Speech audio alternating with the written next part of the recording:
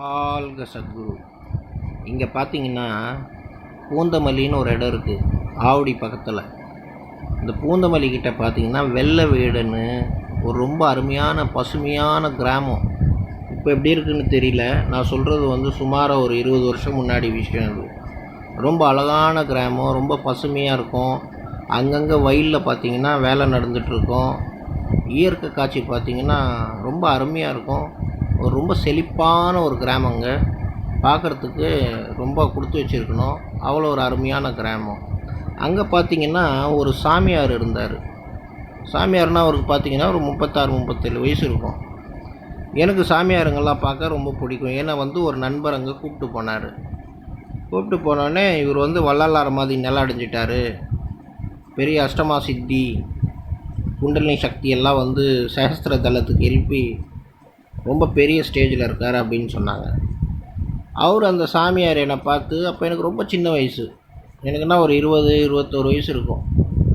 என்னை பார்த்து, நீங்கள் என்ன செய்கிறீங்க? நான் எலக்ட்ரானிக்ஸ் இன்ஜினியருங்க, ஏன்னா ஜோசியமும் பார்ப்பேன் அப்படின்னு சொன்னார். பார்த்து எனக்கு சொல்லுங்களேன் என்னான்ட்டு அப்படின்னு சொன்னார். நான் அவரோட கைரேகையை பார்த்து சொன்னேன், ஐயா நீங்கள் வந்து 6 மாதத்தில் கல்யாணம் பண்ணிப்பீங்க, வெளிநாட்டிலேருந்து ஒரு நர்ஸு வரும், அதை பார்த்து நீங்கள் என்னங்க இப்படி சொல்கிறீங்க? நான் வந்து அஷ்டமா சித்திலாம் அடைஞ்சிருக்கிறேன், கிரகத்தையே நிறுத்திடுவேன்.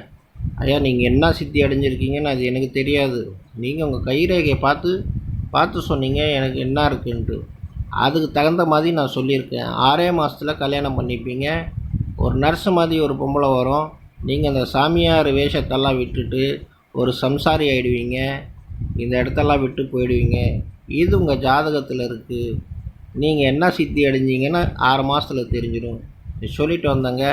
6 மாதம் கழித்து நான் சொன்ன மாதிரியே நடந்தது.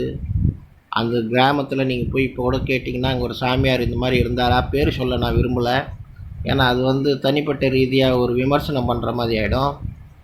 நான் சொன்ன மாதிரியே நடந்தது, எல்லாத்தையும் விட்டு சம்சாரி ஆகிட்டார்.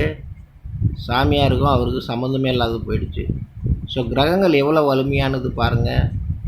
மனுஷன் வந்துட்டு அகங்காரத்தில் என்ன வேணால் பேசலாம், ஆனால் கடவுளை ஜெயிக்கிறது கடவுள் வழியில் போய் தான் ஜெயிக்க முடியும்.